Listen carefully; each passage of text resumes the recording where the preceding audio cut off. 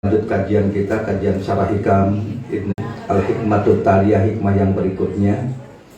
Idza aradta an ta'rifa qadraka 'indahu, jikalau kamu ingin tahu kedudukan kamu di sisi Allah, fandur ma fi madza yukimuka, maka lihatlah apa yang Allah tempatkan pada kamu. Perkataan Imam Ibnu Athaillah As-Sakandari ini sesuai dengan hadis yang diriwayatkan oleh Daruqutni dan Hakim. Dan dari hadisnya Anas bahwa Rasulullah Shallallahu Alaihi Wasallam bersabda, "Man arada ayya'lama ma lahu indallahi." Barang siapa yang pengen tahu kedudukan dia, derajat dia di sisi Allah, falyanzur, maka hendaklah dia melihat malillahi indahu, apa yang ada Allah yang ada di sisi dia. Maksudnya begini, kalau kita mau melihat kedudukan kita di sisi Allah, maka lihat Allah yang ada di hati kita. Jadi dalam hikmah Ibnu Athaillah ini, beliau ingin menjelaskan kepada kita siogianya kita bisa memperoleh dan mengetahui kedudukan kita di sisi Allah. Seorang muslim itu harus mestinya tahu, Pak, kedudukan kita, derajat kita di sisi Allah itu di mana, sampai di mana. Ini kita mesti tahu. Ketika kita tenggelam dalam rasa syukur kepada Allah Subhanahu wa Ta'ala, syukur kita, alhamdulillah, ya Allah, saya dikasih begini, alhamdulillah. Saya dikasih susah, alhamdulillah. Saya dikasih senang, alhamdulillah. Saya dikasih jalan, alhamdulillah. Saya dikasih apapun yang Allah kasih, yang pahit, yang manis, alhamdulillah. Bersyukur sama Allah Subhanahu wa Ta'ala. Inilah posisi seorang hamba itu, kita bisa tahu posisinya di mana di sisi Allah. Ketika kita tahu begitu banyak pemberian-pemberian Allah, makin bertambahnya pemberian-pemberian Allah Subhanahu wa Ta'ala, tapi bukan kita merasa berhak untuk mendapatkan pemberian tadi, melainkan karena kasihan Allah, karena keutamaan Allah. Begini contohnya, Bapak dapat sehat, bukan karena Bapak berhak untuk mendapatkan sehat tadi karena Bapak bersyukur atas nikmat sehat, bukan. Tapi karena keutamaan Allah, karena sayangnya Allah, karena kasihannya Allah sama Bapak. Bapak dapat rezeki, ibu dapat rezeki ini banyak, karena ibu mengucapkan alhamdulillah, saya bersyukur sama Allah, ibu bersyukur, kemudian ditambah rezekinya tadi sama Allah. Itu bukan karena ibu berhak mendapatkan tambahan rezeki, tapi itu murni karena Allah kasihan sama ibu. Loh, kan ada ayat Quran yang mengatakan la in syakartum la azidannakum. Kalau kamu bersyukur ditambah nikmat. Iya, tapi sudahkah kita menjalani syukur kepada Allah 100% seperti yang Allah inginkan? Masalahnya, apa kita cuma ngupain alhamdulillah, saya bersyukur sama Allah, lalu kita berhak untuk mendapatkan tambahan? Belum. Karena syukur itu bukan sekedar ngucapin alhamdulillah. Kalau sekedar ngucapin alhamdulillah, orang munafik bisa mengucapkannya, orang kafir bisa mengucapinnya, cek-cek bisa mengucapin alhamdulillah, Pak Ustaz, bisa dia ucapin.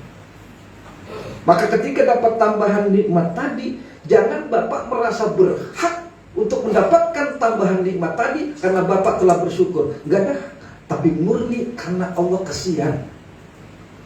Kita ini ngejalanin syukur masih kurang. Coba nih, begini Pak, kita bersyukur atas nikmat sehat, bukan sekedar ucapin alhamdulillah.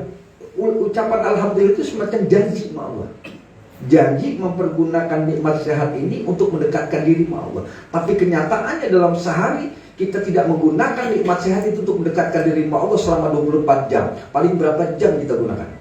Selebihnya apa? Main handphone, nonton TV, jalan-jalan. Lalu kita berhak untuk mendapatkan nikmat sehat tadi, tambahan nikmat tadi? Tidak berhak.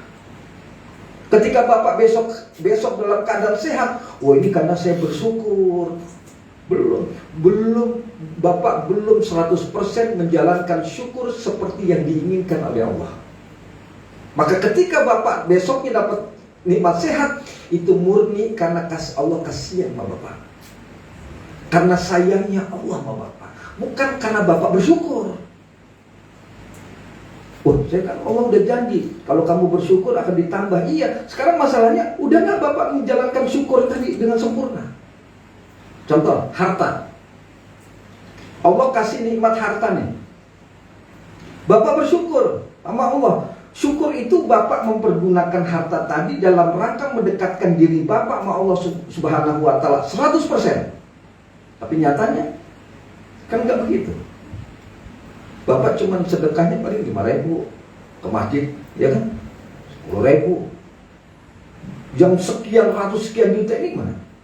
Haji enggak, umrah enggak, hanya anak yatim enggak, kasih makan anak yatim enggak, kasih makan orang miskin enggak. Apa yang bersyukur pada nikmat harta? Belum. Ketika besoknya Bapak dapat nikmat harta, itu murni karena kasihannya Allah, bukan karena ditambahnya nikmat harta tadi karena Bapak bersyukur. Bukan. Tapi karena Allah kasihan. Karena Allah sayang begitu. Itu maksudnya, Pak. Paham sampai sini, Pak? Kan ini kan agak ini memahaminya. Jadi jangan dipahami ketika Bapak dapat tambahan nikmat. Itu karena saya bersyukur, kan Allah bilang la in syakartum la azidannakum, kalau bersyukur ditambah nikmatnya. Sekarang masalahnya Bapak udah bersyukur benar-benar yang sesuai diinginkan Allah atau belum? Kita syukur kepada nikmat anak. Allah kasih anugerah anak. Kita nikmat anak nih, kita bersyukur. Apa sudah Bapak mempergunakan anak tadi untuk dekat sama Allah Subhanahu wa Ta'ala, menjadikan anak itu dekat sama Allah? Akidahnya, keimanannya, keyakinannya sudah bagus, agamanya belum. Kita cuma nyuruh anak kita untuk ngaji Quran di TPA, lalu Bapak mengharapkan tambahan nikmat. Bukan begitu. Kalau ada tambahan nikmat, itu murni karena Allah kasihan. Nikmat umur, Bapak bersyukur kepada nikmat umur, kemudian ditambah Bapak umurnya jadi panjang gitu. Itu bukan karena Bapak bersyukur nikmat umur, bukan, karena Allah kasihan. Karena keutamaan Allah, karena rahmat Allah, karena kasihan Allah ditambahkan umurnya tadi. Bukan karena Bapak bersyukur. Masih jauh, Pak. Nah, Bapak dan Saudara dimuliakan oleh Allah.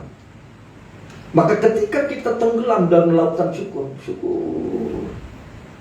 ketika Allah Subhanahu wa Ta'ala ngasih tambahan nikmat, kita merasa kita sebetulnya nggak berhak untuk mendapatkan tambahan tadi. Kenapa? Saya masih kurang. Contoh gini, Bapak kerja di sebuah perusahaan. Kata perusahaan, Bapak kerja dari jam 7 sampai jam 5 sore. Tapi Bapak jam 10 udah pulang. Kemudian Bapak dapat gaji. Bapak merasa, saya nggak berhak sebetulnya. Kenapa? Saya nggak sesuai dengan peraturan. Kira-kira begitu. Tapi karena perusahaan kasihan sama Bapak, nih gue kasih gaji. Walaupun lu kerjanya sampai jam 10, datang jam 7, pulang jam 10, nih gue kasih lu gaji. Kayak begitu.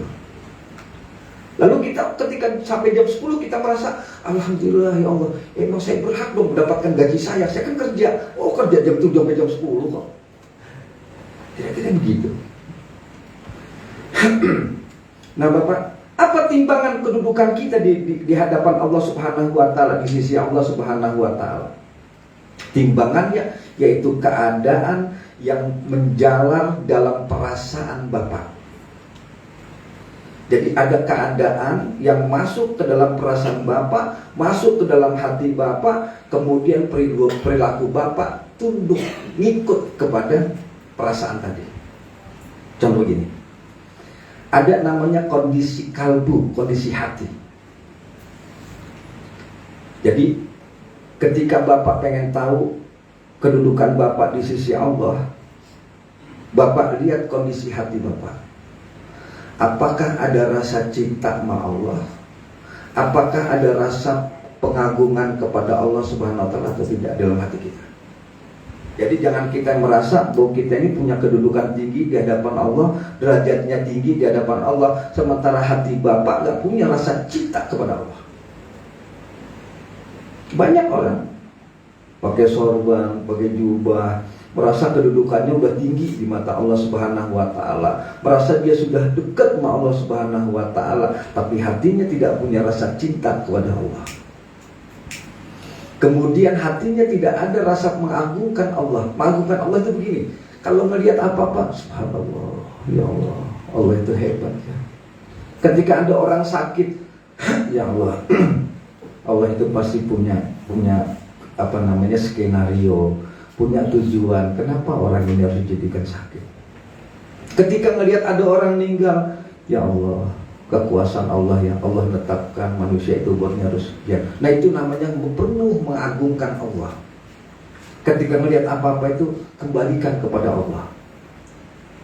Kita melihat nanam pohon, kita kembalikan kepada Allah. Ya Allah, ini pohon warnanya sama hijau, tapi bunganya beda-beda. Ya Allah, Allah ngatur bisa begini ya. Kita melihat anak kita, ya Allah, saya punya anak banyak, emaknya sama, bapaknya sama, tapi kelakuannya beda-beda. Ini ada yang begini, ada yang begini, ada yang begini. Ya Allah, Allah mengatur manusia itu begini. Dan ini gimana? Cuma satu keluarga, apalagi seluruh dunia. Gimana Allah mengatur kelakuannya, wataknya beda-beda begini. Satu kampung kita ngelihat, ya Allah, begini, emaknya sama, bapaknya sama, tapi kelakuannya beda-beda. Dan jadi penuh pengagungan Allah. Jangan sampai kita ngelihat, oh anaknya begitu, bapaknya emang begitu, dia makanya kualat. Kita kan kadang begitu. Jadi mengagungkan Allah, kembali kepada Allah, mengembalikan segala sesuatu kepada Allah Subhanahu wa Ta'ala. Ini perasaan hati kita. Jadi kalau kita ngelihat kondisi hati kita, di situ berapa banyak cinta kita kepada Allah, berapa banyak pengagungan kita kepada Allah Subhanahu wa Ta'ala. Gitu Pak. Itulah kita tahu kedudukan kita di mata Allah. Tinggi. Kenapa Pak? Ketahuilah bahwa dampak hati kita itu cinta kepada Allah, ini merupakan sebuah dampak adanya cinta Allah di dalam hati kita. Ini pembahasannya agak jelimet, tapi saya akan sederhanakan. Yang saya tanyakan pertama, Bapak cinta kepada Allah, kemudian Allah cinta kepada Bapak, atau Allah cinta kepada Bapak sehingga tumbuh cinta Bapak kepada Allah? Ini rewet kan? Rasanya begitu. Jadi kita cinta kepada Allah, kemudian Allah cinta kepada kita. Keliru ini. Keliru. Allah dulu yang cinta sama kita, sehingga karena Allah cinta sama kita, tumbuh di dalam hati kita cinta kepada Allah. Berarti kita cinta itu karena membalas cintanya Allah, karena ada cinta Allah. Ini di dalam Al-Quran Allah bilang apa? Biqaumin yuhibbuhum wa yuhibbunahu. Allah mencintai mereka dan mereka mencintai Allah. Siapa duluan? Allah duluan mencintai.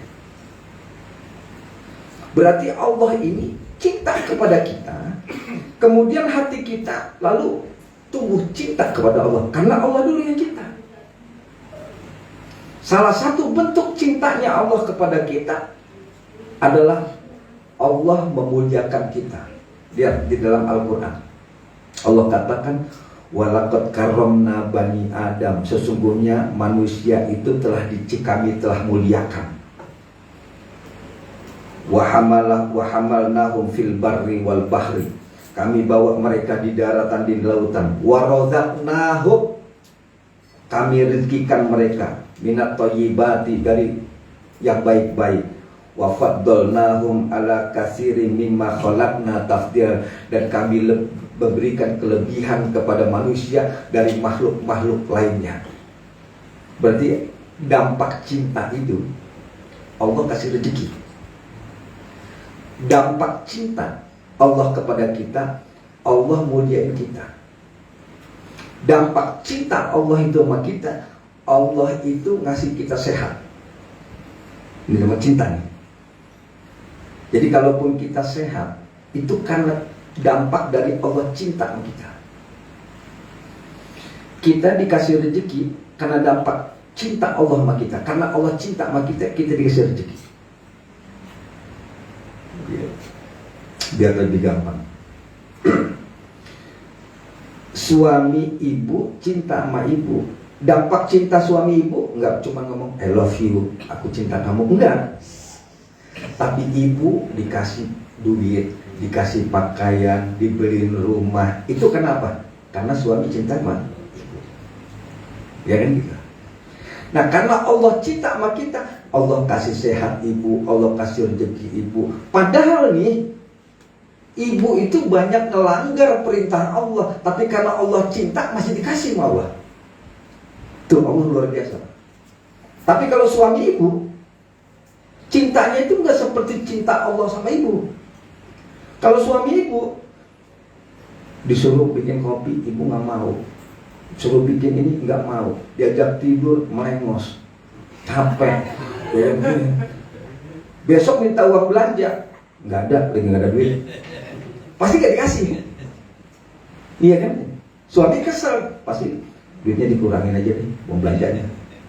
Jadi, tapi Allah cinta bener sama ibu. Sekalipun ibu ngomongin orang, kata Allah jangan gibah, jangan ngomongin orang. Ibu ngomongin orang. Kata Allah, jangan humazah, jangan suka gibah, membuka aib orang.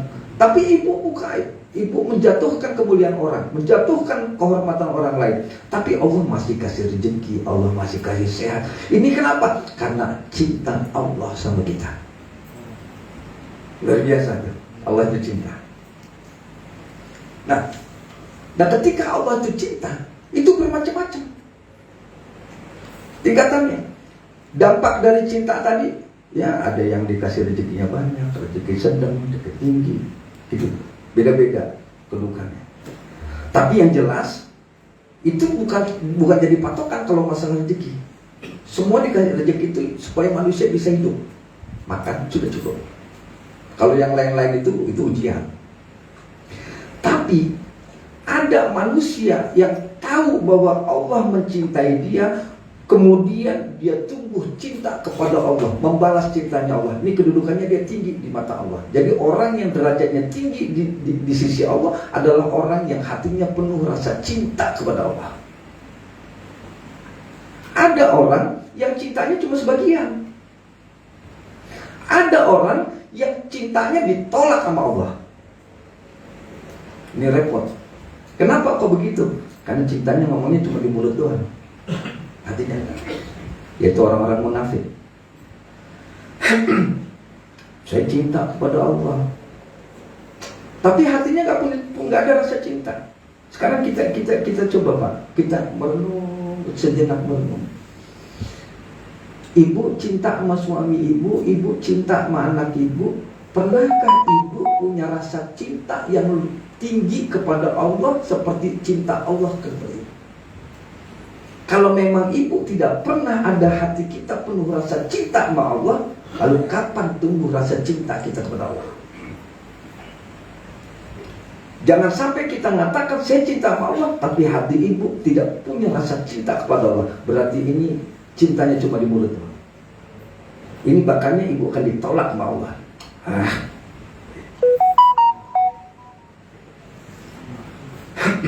Banyak orang ibadah tapi gak ada rasa cinta.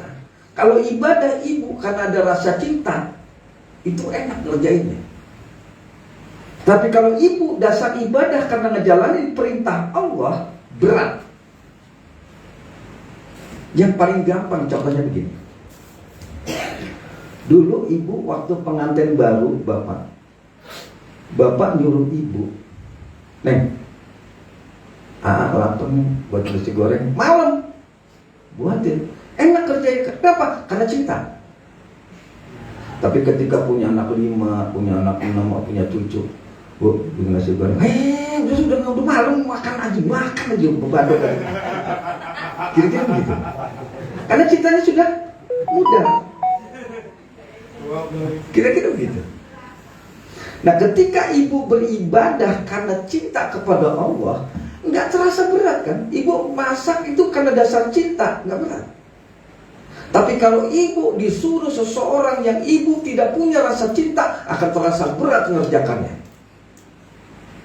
Baca Quran, baca Yasin. Kalau dasar kita karena cinta, selesai, masih kurang. Tapi kalau ibu dasarnya gak cinta, lama amat dikebet-kebet, masih 2 lembar lagi, masih 3 lembar lagi. Kira-kira begitu. Lama benar. Puasa, kalau ibu mengerjakannya dasar cinta kepada Allah, ini jadi apa ya? Jadi ringan. Tapi kalau dasarnya bukan cinta, ibu akan terasa berat apapun itu. Menjalankan ibadah haji, menjalankan ibadah umroh, berzakat, bersedekah. Kalau ibu dasarnya cinta kepada Allah, suruh Allah bersedekah karena dasarnya cinta, terasa ringan tangan kita untuk mengeluarkannya. Tapi kalau bukan karena cinta, berat. Apalagi ngarap-ngarap dilipat gandain. Udah sedekah 10.000, kok belum dapat ini 20.000 gitu. Berat itu kan 2 kali, 3 kali, 4 kali, kok belum dapat gitu. Berat. Kayaknya sedekah kayak gitu banyak dosa sih. Coba mau jadi sedekah lagi, akan terasa berat. Ibu tahajud. Kita kan kalau ada permintaan sama Allah, kita tahajud nih, ya kan gitu. Jadi kita tahajud itu ada modus. Ketika kita tahajud pengen sesuatu sama Allah, kemudian tidak kita temui, kita nggak dapat, kira-kira besok tahajud terasa berat. Ya Allah, saya minta anak saya masuk kerja, udah tahajud sebulan belum juga masuk kerja. Besoknya mau tahajud terasa berat. Kenapa? Karena kita dekat sama Allah ada kepentingan. Tapi kalau ibu tahajud karena cinta sama Allah, malam itu terasa ringan, kaki melangkah untuk berwudu. Enak. Lalu bagaimana caranya menumbuhkan rasa cinta kita sama Allah? Ibu bisa cinta sama anak, bisa cinta sama suami, bisa cinta sama cucu. Kenapa nggak bisa cinta sama Allah? Ini kan masalah tanda tanya ini. Kalau ibu pengen tahu kedudukan ibu di mata Allah Subhanahu wa Ta'ala, di hadapan Allah, punya nggak rasa cinta dalam hati ibu? Atau minimal ibu selalu hatinya mengagungkan Allah Subhanahu wa Ta'ala. Melihat apa-apa, Subhanallah, oh, Maha Suci Allah, ya Allah. Cepat tersentuh hati itu begitu melihat. Melihat ada musibah, Subhanallah, Allah ngasih musibah begini, luar biasa. Pasti Allah punya niat baik, tujuan baik sama saya di balik musibah ini. Selalu begitu. Jangan sampai pas kena musibah, ya Allah, dulu sih mas gara-garanya makanya aku suruh sholat, begini kena musibah terus tiap hari. Jadi nyalahin suami, nyalahin tetangga, ntar ngomong ini pasti ada yang ngirim, makanya dagangan kita sepi. Kirim SMS. Itu aja itu. Muter-muter ada yang ngirim. Akhirnya kita suzon sama tetangga, suzon sama orang. Coba kembalikan lagi, subhanallah. Hatinya penuh pengagungan sama Allah, ya Allah. Allah ngasih kayak gini pasti Allah punya tujuan baik, saya yakin Allah punya tujuan baik. Selalu nanti tumbuh rasa cinta dari mengagungkan tadi. Nah, kita pengen tahu kedudukan kita di mata Allah, di hadapan Allah, yaitu ketika hati kita penuh dengan pengagungan sama Allah, penuh dengan rasa cinta kita sama Allah Subhanahu wa Ta'ala. Nah, kemudian Bapak, kalau misalnya hati kita penuh cinta kepada Allah, ini karena Allah cinta duluan ke kita. Jadi kita ini cuma membalas cintanya Allah. Selama ini kan kita nggak pernah membalas cintanya sama Allah. Maka ketika seorang itu membalas cintanya Allah, maka wajar perasaan dia nanti akan mabok kepayang. Beda Pak. Kalau kita cinta kepada manusia, manusia cinta sama kita nggak mabuk kepayang. Tapi kalau kita membalas cintanya Allah, ini yang membuat kita mabuk kepayang. Kenapa? Hati kita jadi nggak keluar. Karena cinta kita, membalas cinta kita sama Allah tadi. Dan inilah yang mendorong salah seorang wanita sufi bernama Rabi'atul Adawiyah ketika berdoa, Allahumma inni as'aluka bihubbika. Dia selalu kalau berdoa itu kayak begitu. Ya Allah, aku mohon kepadamu dengan cintamu kepadaku, agar engkau merahmati aku, agar engkau memuliakan aku, agar engkau membantu urusan-urusanku. Dia selalu bertawasul dengan cinta. Allahumma inni as'aluka bihubbika. Tapi ibu penuh dulu rasa cinta, balas dulu cintanya Allah. Jadi apa-apa ibu kerjakan, saya karena cinta sama Allah, karena cinta sama Allah. Ibu sedekah, ibu sholat, ibu tahajud, ibu puasa, ibu baca Quran, ibu berzikir, karena saya cinta sama Allah Subhanahu. Hati kita itu penuh rasa cinta. Maka ketika ibu berdoa, insya Allah ini dijawab Allah. Allahumma inni as'aluka bihubbika.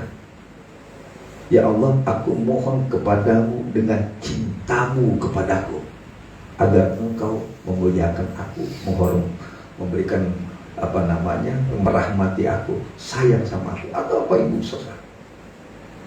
Tapi cinta. Makanya ketika ada seorang pembantu berdebat sama majikan, kamu salah. Seharusnya berdoanya, ya Allah, aku mohon kepadamu dengan cintaku kepadamu.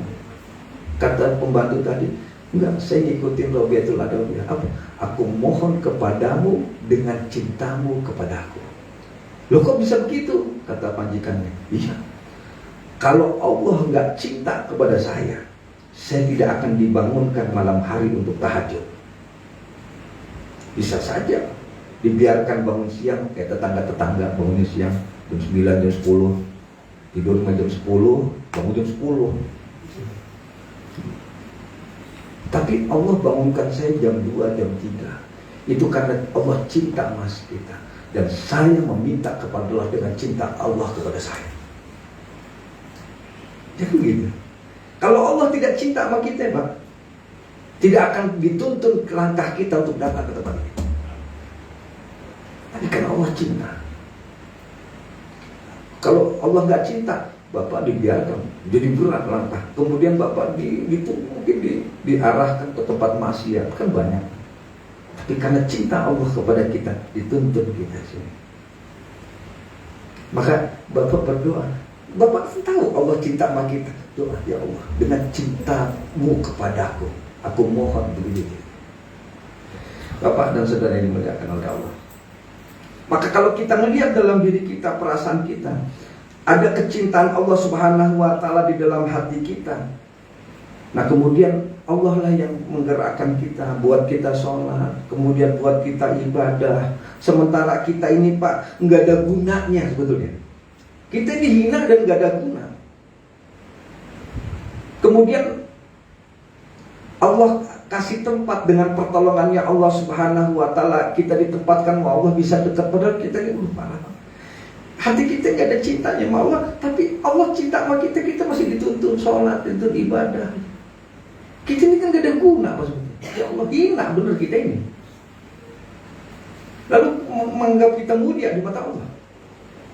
Ya Allah, saya berhak ini, saya berhak dong dapat surga, saya berhak dong dapat pahala, saya berhak.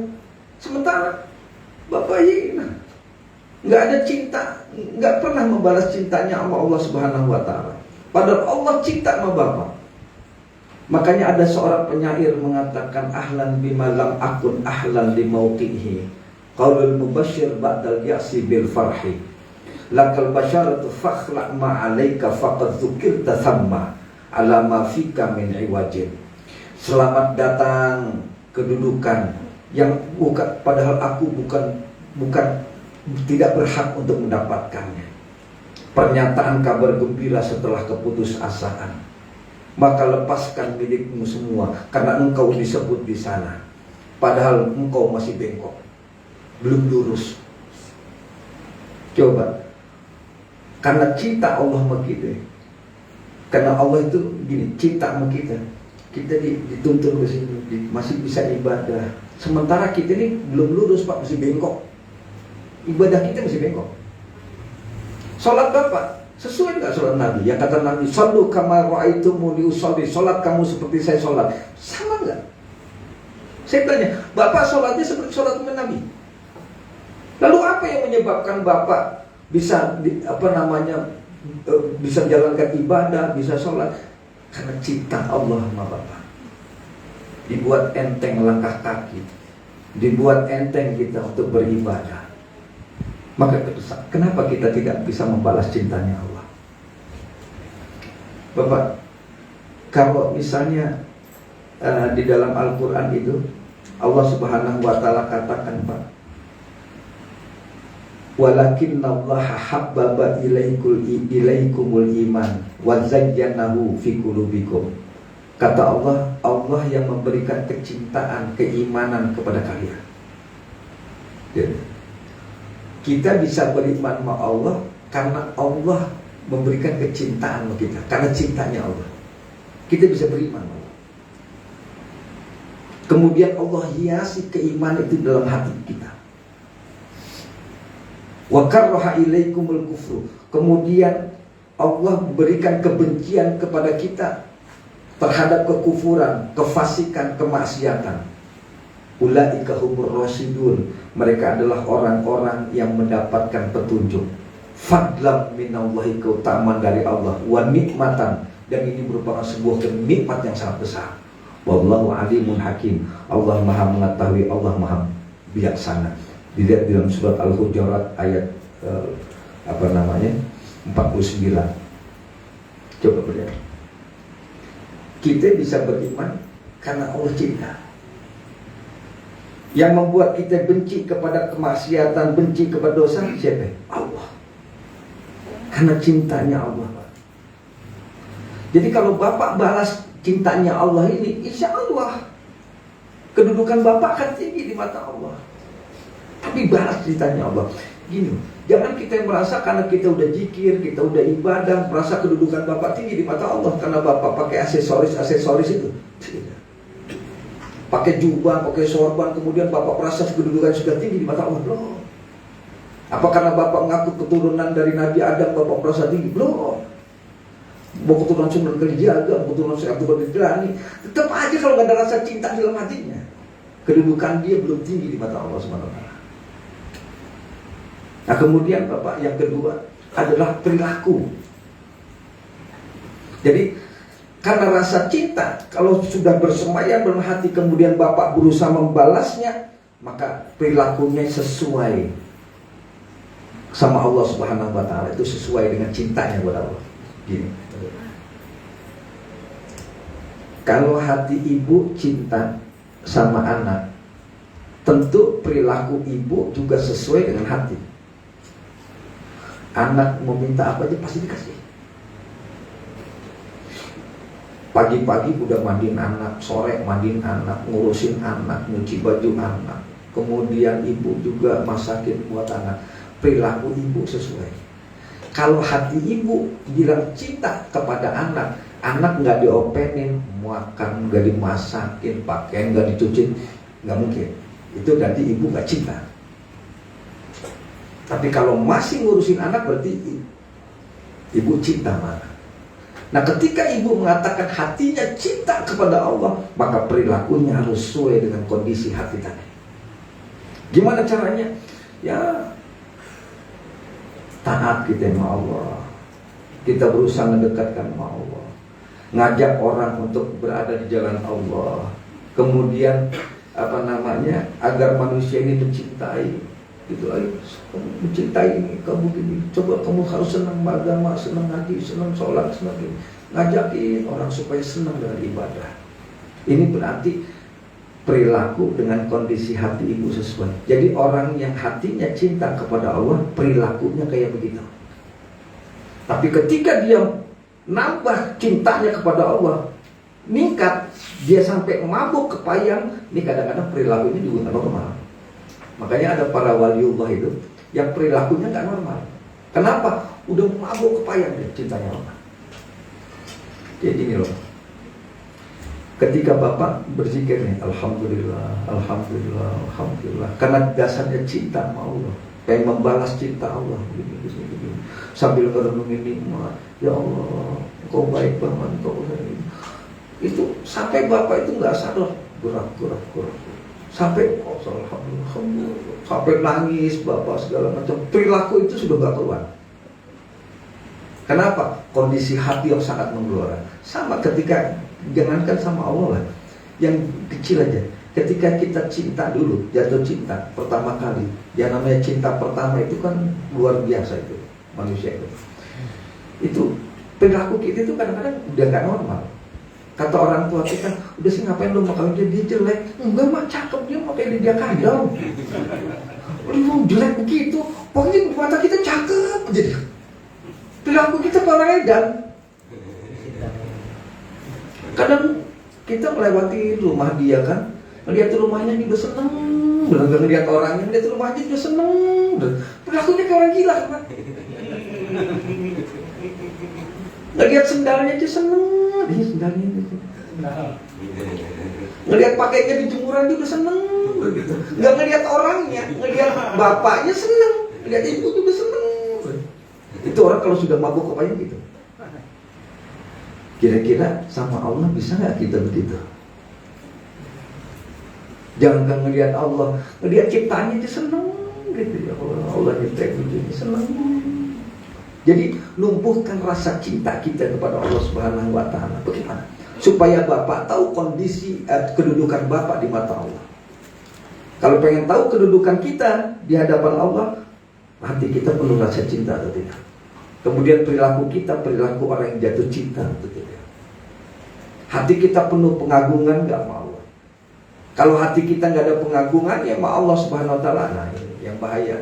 Kita ngomong saya cinta sama Allah tapi ditolak sama Allah. Kenapa? Karena hati kamu nggak ada rasa cinta sama sekali sama Allah. Minimal adalah dikit lah. Jangan sampai nggak sama sekali. Lalu masalahnya, kenapa orang itu tidak punya rasa cinta kepada Allah? Yang pertama karena dia tidak mengerti. Yang kedua karena istikbar, karena kesombongan. Kesombongan itu ini. Ya, gua sholat, gua ibadah, maka rezeki gua lancar. Ya karena gua sholat. Kalau gua nggak sholat, rezeki gua pasti macet. Kan sombong nih. Merasa rezekinya lancar itu karena usaha dia untuk sholat. Nih gua kayak gini nih, jadi orang kaya gini. Kenapa? Karena gua giat kerja. Kan gitu, gua dagang, gua kerja. Kan gitu, gua cari koneksi segala macam. Makanya gua jadi orang kaya karena gua kerja keras. Nggak kayak lo, males tidur aja kan sehari-hari tidur aja, nggak siang nggak malam tidur aja. Kalau 17-an lomba tidur gue ikutin pasti menang lo. Wah begitu kan lo. Jadi seolah-olah bahwa kita kaya itu karena kerja keras kita, bukan karena Allah. Padahal berapa banyak orang yang kerja keras banting tulang tapi rezekinya sedikit. Berapa banyak orang yang santai-santai tapi kalau Allah kasih rezeki banyak, dia bisa dapat. Bukan itu, tapi karena pola pikir yang salah tadi, akhirnya apa? Yang ada kesombongan. Artinya, gue jadi kaya, rezeki gue banyak karena kerja keras gue. Allahnya hilang. Berapa banyak orang yang nggak ada rasa cinta sama Allah? Kenapa? Ketika dia diberikan kenikmatan sama Allah, dia malah mempergunakannya yang enggak. Ini yang tidak ada membuat dia semakin jauh sama Allah, kosong rasa cinta. Kalau kita terhalang kayak begini, segera mumpung masih ada umur, segera kita luruskan kembali. Gitu, kita luruskan kembali. Karena ini merupakan tanda-tanda kita akan celaka abadi, Pak. Bukan bahagia abadi, celaka abadi. Kalau hati kita nggak punya cinta sama Allah, ini celaka abadi. Maka coba tumbuhkan pelan demi pelan. Ya kita mohon kepada Allah lah. Jangan sampai kita jadi ada takabur, merasa semua itu karena kita, gua sehat karena gua rajin olahraga. Itu ada orang, gua karena rajin olahraga nih, banyak gua sehat. Gitu. Banyak orang yang nggak pernah olahraga sehat, yang olahraga sakit-sakitan. Jadi yang buat sehat ya, bukan olahraga, Allah. Tapi ada asbabul jaliyah. Kalau mau sehat, Allah nyuruh olahraga. Tapi bukan olahraga yang membuat kita sehat, begitu. Allah yang membuat kita sehat. Baik Bapak dan Saudara yang dimuliakan oleh Allah, mungkin itu aja kajian yang saya sampaikan pada malam ini. Barangkali ada yang mau ditanyakan, silakan.